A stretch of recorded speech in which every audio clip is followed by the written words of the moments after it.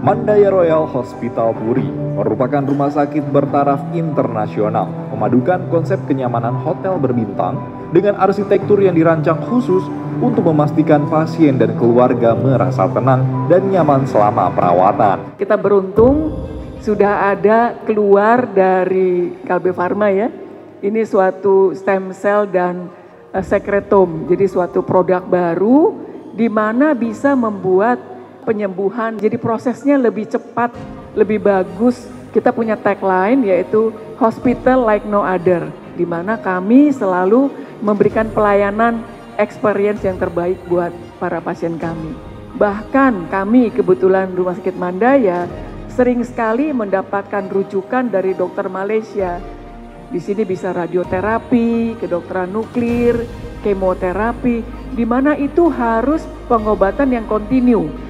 Jadi di sini kami menyediakan dokter-dokter yang ahli-ahli ini seperti nanti Bapak Ibu bisa mendengarkan sendiri dari mereka bahwa dokter-dokter kami ini rajin sekali untuk menambah ilmunya apabila ada sesuatu yang baru. Kami selalu mempersiapkan peralatan-peralatan yang baru. Jadi nggak kalah canggih dengan luar negeri. Kami juga sudah mempunyai robot. Kita juga sudah bisa pakai operasi dengan robot. Yang saya akan presentasikan sebelum masuk ke ortopedinya adalah bagaimana proses stem cell ini berkaitan dengan penuaan, lalu bagaimana basic konsepnya, sehingga stem cell ini bisa menyembuhkan. Karena di stem cell ini akan terjadi namanya regenerative medicine pada pasien-pasien dengan penyakit degeneratif. Seluruh dunia mengalami aging population, menua. Bahkan di negara-negara tertentu seperti Jepang, Korea, TK-nya sudah tutup. Karena anak-anak mudanya atau anak-anak yang baru lahir sudah nggak ada, ya. Dan ditambah lagi penuaan ini kan berkaitan dengan penyakit degeneratif. Kalau kita bicara tentang stem cell, ya, stem cell ini masuk di dalam grup namanya Advanced Therapy Medicinal Product, produk obat yang terbarukan, yang termutakhir. Di dalamnya ada beberapa modal terapi. Yang pertama adalah terapi gen. Nah, terapi gen ini misalnya pasien dengan thalassemia diubah menjadi normal kembali. Pasien dengan yang paling canggih adalah HIV, AIDS, bisa diperbaiki dan disembuhkan, terapi gen. Lalu terapi yang lainnya adalah stem cell itu sendiri, ya, dan juga terapi yang berhubungan dengan transplantasi organ dengan menggunakan stem cell. Jadi canggih sekali nih. Lalu stem cell ini dilakukan uji coba waktu COVID-19.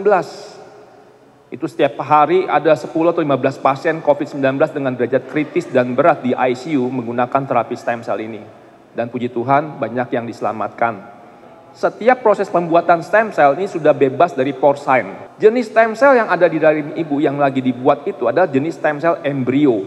Ya, stem cell embrio ini adalah stem cell yang bersifat kekuatannya totipoten, ya, totipoten atau pluripoten. Karena apa? Kedua jenis stem cell ini bisa membentuk organ tubuh yang lengkap. Nah, stem cell yang lain bisa berasal dari darah, yaitu oligopoten. Ini biasanya digunakan untuk cangkok sumsum tulang. Nah, biasanya stem cell yang paling banyak dipakai dan paling aman adalah stem cell jenis multipoten. Apa tuh sekretom sih? Nah, sekretom ini adalah keringatnya stem cell, boleh dikata. Jadi stem cell kalau di dalam tubuh kita, kalau kita diberikan, misalnya ini pasien stroke, ya, diberikan stem cell, oh nanti selnya berubah jadi sel otak perbaikan, bukan.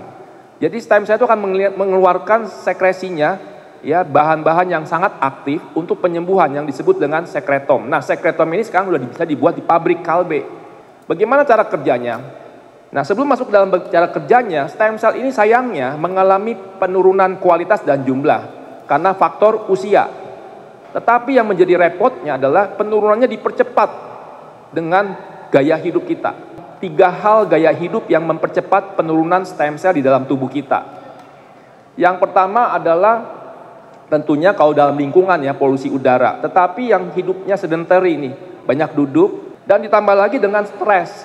Dan stres ini banyak sekali resikonya. Cara kerja stem cell adalah ketika sel tadi yang disebut sel perisit ini ada di dalam di pembuluh darah kita, ketika ada inflamasi karena akibat stres, makanan dan sebagainya, dia menjadi stem cell yang aktif dan mengeluarkan sekretomnya sehingga terjadi perbaikan. Itu poinnya, ya. Sehingga kalau kita lihat berikutnya, kalau stem cellnya ini menurun karena faktor usia, terjadilah proses Kalau kita melakukan anti-aging lifestyle yang baik ya, istirahat yang cukup, udara yang bagus dan sebagainya, terjadinya penuaan stem cell yang natural. Tetapi kalau ininya jelek kita lakukan, akan terjadi kerusakan yang percepat penuaan.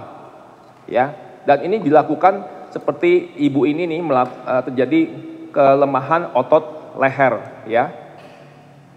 Lalu kita akan lihat kemudian berikutnya bagaimana dengan regenerative medicine. Regenerative medicine ini membuat stem cell ini kita menjadi poin penting ya, karena bisa memperlambat penuaan, bisa menstop penuaannya, atau bisa mereverse. Tadi seperti tadi ibu tadi yang jalannya sudah membungkuk, apakah bisa tegak lagi dan jalannya seperti biasa? Itu 2 tahun ya mengalami seperti itu. Kita lihat nanti. Di dalam tubuh kita banyak sampahnya, yaitu sel-sel tua tadi. Tetapi hebatnya ciptaan Tuhan memberikan suatu efek ataupun terapi yang disebut autofagi. Jadi sel-sel tua yang berbahaya tadi dimakan oleh sistem imun kita. Namun kalau kita tambah tua ataupun dipercepat penuaannya dengan pola hidup yang tidak sehat, autofagi tidak bisa berjalan dengan baik. Sehingga terjadilah sel-sel tua yang banyak, penyakit degeneratif muncul. Gimana caranya menghilangkan atau meningkatkan sistem autofagi kita? Dengan cara puasa, yang disebut dengan intermittent fasting. Intermittent fasting yang paling efektif berapa sih? Cukup 14 jam sebenarnya. Gemeteran ya, 8 tahun, bangun juga susah gitu ya. Setelah di stem cell, kurang lebih dalam 3 minggu udah bangun, jalan seperti biasa dan sebagainya. Nah ini menjadi suatu hal yang menjanjikan ya buat terapi regeneratif bagi stem cell. Ini pasien Parkinson yang lebih berat lagi, sudah berbaring 4 tahun, tidak bisa bergerak sama sekali. Lalu setelah di stem cell, ini bisa jalan kembali. Ini pasien autoimun juga, Henoch-Kollin purpura, ya bersih langsung kakinya setelah dikasih sekretom saja. Nah ini yang paling menarik, rambut ya. Ini saya selalu bilang ya, rambut ini dengan sekretom sangat menjanjikan dan pasti berhasil. Saya berani jamin berhasil. Kita tahu bahwa stem cell ini juga penting, bagaimana untuk memperbaiki kesehatan kita lebih baik, dan tentunya harus berkonsultasi dengan dokter yang tepat. Oke, terima kasih banyak atas perhatian Bapak Ibu semua, semoga bermanfaat di sore hari ini. Baik, terima kasih banyak Dr. Sandi. Kita akan mendengarkan penjelasan dari Dr. Paulus Rothibono, spesialis ortopedi konsultan lutut dan panggul, mengenai penggunaan stem cell pada bagian lutut dan panggul. Kepada Dr. Paulus dipersilahkan, Dok. Hari ini kita akan bahas sedikit tentang stem cell, terutama pada OA. OA itu osteoarthritis atau kita kenal dengan pengapuran, khususnya pada sendi lutut saja. Di sini prevalensinya hampir 10% pada laki-laki dan hampir 20% untuk perempuan. Sebelum ya umbilikal ini itu yang lebih sering mungkin kita pakai, soalnya pas kita operasi itu yang lebih tersedia. Suatu deformity, terutama yang sudah sampai kissing lesion itu, jadi dia udah nempel, itu rasanya agak berat gitu. Kita bilang correctable deformity, tapi dia pas berjalan artinya ini goyang terus gitu. Ini ada suatu instability ya, mungkin nggak bisa cuman dengan terapi stem cell aja.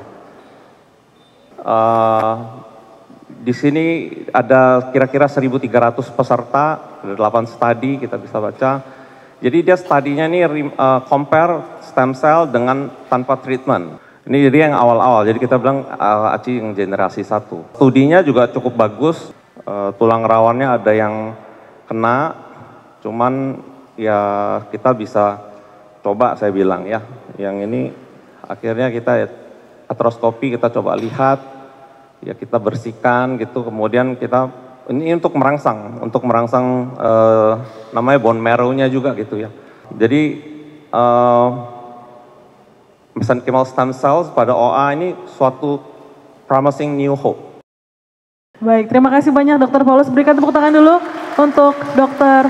Paulus atas paparannya. Saya sudah mengikuti beberapa workshop dan seminar tentang stem cell ya, dan yang diadakan baik oleh pemerintah dalam hal ini BRIN maupun dari kolegium dari ortopedi maupun di RSCM. Nah, pertanyaannya, apa sih stem cell itu? Apa sih bedanya stem cell dengan tubuh kita? Mungkin tadi Dr. Sandi, Dr. Paulus sudah jelasin ya. Tapi mungkin masih banyak yang bertanya-tanya juga. Jadi stem cell itu sebelum kita bahas apa bedanya dengan step yang lain, mungkin Dr. Sandi sudah sebutkan tadi bahwa lebih dari 100 triliun sel. Luar biasa Tuhan ciptakan kita. Nah, dari 100 triliun sel itu ternyata fungsinya ada lebih dari 200 jenis sel Ada jenis sel yang berfungsi menjadi sel otot, ada sel yang menjadi sel mata, sel jantung, sel tulang rawan, kartilat dan sebagainya. Ada satu poin yang perlu saya ingatkan. Regeneratif dengan repair itu dua hal yang berbeda. Mungkin saat ini kita melakukan operasi, kita melakukan suatu tindakan apa, kita merepair. Tetapi memang yang perlu saya tekankan bahwa stem cell yang saat ini berkembang di Indonesia itu adalah stem cell dewasa. Kita tidak menggunakan stem cell embryonik, itu dilarang. Kita bisa merubah sel dewasa itu menjadi sel seperti sel embrio. Fungsinya sama. Kehebatannya juga sama. Karena kita tahu tadi bahwa sel embrio bisa merubah dirinya lebih banyak. Kalau sel dewasa, itu hanya merubah dirinya menjadi beberapa jenis sel. Tapi kalau yang embryonik, semua. Apa saja dia bisa rubah dirinya. Intralesi atau intraartikuler. Ya. Kita tidak bahas, walaupun sudah berkembang juga beberapa kasus diberikan secara intravena untuk kasus-kasus autoimun, pemberian kasus-kasus DM, orang pasien-pasien stroke diberikan secara intracerebral, tapi kesempatan ini kita tidak membahas tentang itu, kita membahas pemberian di bidang ortopedi. Yang saya kasih kuning-kuning atau orange ini yang pasien yang saya gunakan pada upper extremity, karena saya konsultannya di bagian upper, dari tangan sampai bahu, yang saya kasih kuning ini adalah penggunaan stem cell dan sekretom pada upper extremity. Walaupun ada juga yang pada kasus-kasus yang lower extremity. Mungkin dulu kita mengenal nama istilahnya regenerative medicine, tapi saat ini di dunia ortopedi kita mengembangkan namanya regenerative surgery. Artinya, kita tidak hanya mengandalkan obatnya saja, tapi kita melakukan tindakan kombinasi dengan surgery yang sudah disampaikan Dr. Paulus tadi itu. Untuk kasus-kasus tertentu, yang kasus-kasus sulit, kita tidak hanya mengandalkan regenerative medicine, tapi regenerative surgery. Jadi kita melakukan koreksi dulu pada dia punya perubahan elemen bentuk tulang, kemudian kita berikan tambahan regenerative medicine. Sudah 1 tahun juga menderita, tidur tidak nyenyak, setiap malam terbangun, ternyata dia menderita neuroma pada median nerve. Dia didiagnosa dengan carpal tunnel syndrome sebenarnya, CTS. Tetapi CTS-nya kok berlanjut terus, sudah dilakukan beberapa treatment. Nah, ternyata pasien ini mengalami suatu neuroma, lihat sel sarafnya itu menjadi melebar, jadi besar. Nah, kita pada pasien ini kita berikan terapi dengan menggunakan amnion membran, diberikan dengan suntikan menggunakan stem cell. Dan ternyata pasien ini setelah kita lakukan prosedur ini, 1 minggu setelah itu, pasien datang kontrol, dia bilang, terima kasih dok, saya sudah bisa tidur nyenyak malam harinya. Jadi saya merasa luar biasa. Kasus-kasus seperti gini bukan cuma pada cartilage, tapi pada peripheral nerve, pada saraf-saraf tepi, itu bisa kita gunakan menggunakan regenerative medicine. Dalam hal ini saya gunakan regenerative surgery, karena kita harus membelah. Kemudian kita suntikan stem cell bersama dengan amnion membran. Selain itu, di poliklinik atau di praktek sehari-hari kita memberikan dengan cara tindakan menggunakan injeksi. Ya, contoh pada kasus ini injeksi pada lututnya. Tapi mungkin Dr. Paulus sudah jelaskan dari tadi ya. Nah, ini beberapa contoh kasus yang kita lakukan. Pasien yang tadi itu kita lakukan artroskopi pada pergelangan tangannya, kita lakukan debridement. Itu bisa video nggak di ujung? Ya. Kita lakukan debridement, bersihkan jaringan sinovium yang mengalami inflamasi, yang merah-merah itu kita bersihkan. Kemudian kita lakukan microfracture, kita kikis sedikit bagian tulangnya yang mengalami artritis, pengapuran. Kemudian kita suntikan stem cell bersama dengan sekretom. Ya, ini beberapa kasus yang kita suntikan, bisa pada tangan, bisa pada bahu, bisa pada pahanya, nah, atau pada siku. Ini semua kita suntikan. Nah, ini yang video ini yang kita suntikan, itu mengalami inflamasi pada dia punya ibu jari. Ya, kita suntikan, jarum itu terlihat dengan jelas. Kita menggunakan USG guiding untuk menunjukkan daerahnya. Kita suntikan dari situ, kemudian kita suntikan obatnya. Jadi terapi stem cell ini sudah sangat berkembang, bukan hanya sebatas regenerative medicine yang kita suntikan secara intraartikular sendi, kita juga bisa menggunakan secara intralesi. Nah, coba lihat video yang itu, tangannya tidak bisa bergerak, jari kelingking dan jari manisnya, hanya denyut-denyut seperti gitu. Setelah kita lakukan operasi, kemudian kita berikan amnion membran dan sekretom, kemudian kita rangsang lagi. Ini ada video, Ini kita berikan dia punya sekretom ya, setelah kita bungkus dengan amnion membran. Nah, video. Nah, lihat, ternyata jari kelingkingnya bisa bergerak setelah kita berikan itu. Jadi menurut saya amazing ya. Hanya dalam hitungan seperti itu. Sebenarnya ada juga beberapa kasus, walaupun yang kita tidak berikan sekretom, dengan kita lakukan surgery, itu bisa langsung bergerak, kekuatan powernya bisa kembali dengan kita bebaskan dia punya saraf yang terjepit pada periferal. Nah, saraf tepi ya, kita cerita pada saraf tepi. Nah, ini saya tampilkan sedikit case report saya. Kita berikan suntikan umbilical cord stem cell 5 cc, dalam hal ini ada 10 juta sel, kemudian 20 juta sel. Kemudian kita berikan sekretom pada injeksi yang kedua. Kemudian kita evaluasi secara dust cord, kemudian fast cord, dan evaluasi secara MRI. Nah, selain itu kita lakukan analisa cairan sendi pada pergelangan tangannya. Kita ingin tahu apakah dengan penyuntikan stem cell ini dan sekretom ini akan menghasilkan efek samping. Apakah ada pertumbuhan sel yang sifatnya side effect atau efek samping. Ada sel-sel yang abnormal nggak tumbuh setelah kita berikan. Ternyata setelah kita analisa cairan sendi, tidak ditemukan suatu no sign of abnormal cell. Berarti sel yang ditemukan dalam sel pergelangan tangan setelah kita injeksikan tidak ada sel yang abnormal, semuanya normal. Baik, terima kasih banyak Dr. Jeki atas pemaparannya mengenai penggunaan stem cell dan sekretom pada ekstremitas atas ya, atau tangan dan lengan. Pertama mengapresiasi kepada Dr. Ana. Oke. Menurut saya, Ya. pengalaman saya, setelah cucu saya dirawat sini, saya pikir secara umum ya, rumah sakit yang terbaik yang bisa dijadikan benchmark itu adalah Mandaya. Baik, terima kasih banyak Bapak. Saya bukan memuji fakta, karena Ya. masalah perawatan itu kan, servis itu kan sangat subjektif. Ya. Yang merasakan kan saya sendiri walaupun saya tidak sakit waktu itu. Dan akhirnya saya udah lakukan 3 kali datang untuk cek jantung. Oke. Ya. Nah, yang berikut pertanyaan saya mohon kalau bisa nanti hasil ini bisa dikirim lewat email. Oh, oke. Kalau bisa. Ya. Nah, yang kedua, saya punya penyakit neuropati dan alergi. Apakah neuropati maupun alergi yang saya idap bisa nggak melalui stem cell? Nah, apa perbedaan prinsip antara stem cell dengan dendritik? Karena saya juga mau mencoba, karena udah capek ngurusin alergi. Ya, jadi stem cell ataupun sekretom itu mempunyai 3 efek yang penting. Yang pertama adalah anti peradangan atau antiinflamasi. Makanya stem cell sangat baik sekali untuk mengatasi nyeri. Makanya neuropati kan nyeri, itu bisa. Yang kedua, efeknya adalah imunomodulasi. Artinya menyimbangkan sistem imun. Nah, ini dalam kaitannya dengan autoimun tadi dan alergi termasuk. Dan yang ketiga adalah efek regenerasi. Yang tadi disampaikan oleh Dr. Jeki, regenerasi. Jadi 3 efek ini yang dimiliki oleh stem cell ataupun sekretom. Jadi alergi ada tempatnya juga di sini. Yang kedua adalah mengenai tadi aspek hukum dan evidence base. Menarik. Evidence base ini begini ceritanya. Dulu waktu vitamin C belum ditemukan, itu adalah satu banyak kejadian-kejadian di kapal laut, di mana para awak kapalnya di kapal laut nih banyak kena penyakit yang disebut gusinya berdarah sampai meninggal. Banyak yang meninggal sehingga dibilang itu adalah kapal itu dikutuk gitu kan.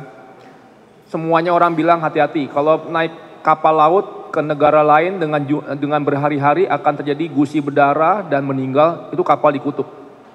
Suatu hari ada satu kapal dia membawa jeruk.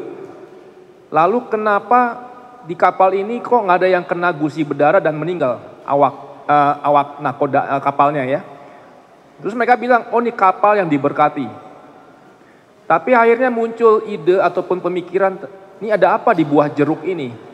Lalu dilakukan penelitian, akhirnya diketemukan vitamin C, dan vitamin C ini menjadi evidence base. Jadi ceritanya di awal itu adalah cerita tentang kapal yang diberkati yang disebut miracle base. Ya kan, mujizat. Tapi setelah mujizat itu diketahui, jadi evidence base. Nah, stem cell dan sekretom seperti itu. Jadi di awalnya itu tidak ada evidence base, adanya adalah miracle. Tadi bilang, sampai Dr. Zeki bilang, ini saya baru miracle ya. Tulang rawannya tidak terbentuk, kok jadi terbentuk ya, miracle, mujizat. Tapi dilakukan banyak penelitian, jadi nanti jadi evidence base. Itu cerita yang disebut makanya awalnya stem cell itu miracle base. Makanya saya selalu bilang, kalau kita menggunakan stem cell dan turunannya, itu banyak berdoa. Karena miracle. Karena kita menggunakan sel hidup. Sel hidup adalah ciptaan Tuhan. Namanya makhluk hidup ya. Sel itu hidup dan makhluk hidup. Berarti ciptaan Tuhan. Makanya kita mesti berdoa kepada Tuhan yang membuatnya. Seperti itu. Nah sekarang aspek hukumnya. Di luar negeri, di ASEAN atau negara-negara tetangga kita, itu tidak diperbolehkan, amal pemerintahnya. Tetapi mereka punya industrinya, mereka punya fasilitas produksinya.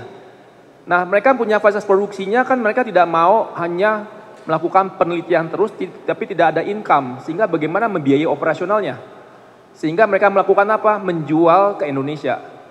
Makanya mereka sangat gencar menarik orang Indonesia ke negara-negara tersebut. Seperti Singapura, Thailand, Malaysia dan sebagainya. Makanya kita sebagai captive marketnya mereka. Makanya seperti yang disampaikan Dokter Ana, kenapa sih kita mesti keluar negeri padahal di Indonesia Rumah Sakit Mandai sudah punya tadi yang Bapak bilang ini terbaik di rumah sakitnya dan sudah punya stem cell yang terbaik juga. Kenapa mesti keluar negeri sedangkan di Indonesia ada? Sendi saya, sendi bahu ya, sakit. Terus diperiksa sama dokter ortopedi, katanya ada pengapuran. Terus saya tanya gimana pengobatannya kalau pengapuran. Oh itu nggak bisa diobati Bu, karena Ibu udah cukup lanjut katanya. Betul apa itu? Pada dasarnya kartilas memang tidak bisa meregenerate jaringannya. Nah kenapa stem cell itu ada? Ya tujuannya seperti itu. Dengan adanya stem cell itu bisa melakukan regenerasi pada kartilas. Itu bisa, itu sudah terbukti. Ya, sudah banyak penelitian yang mengatakan bahkan pada binatang sebelum diuji coba pada manusia itu terjadi perbaikan kartilas.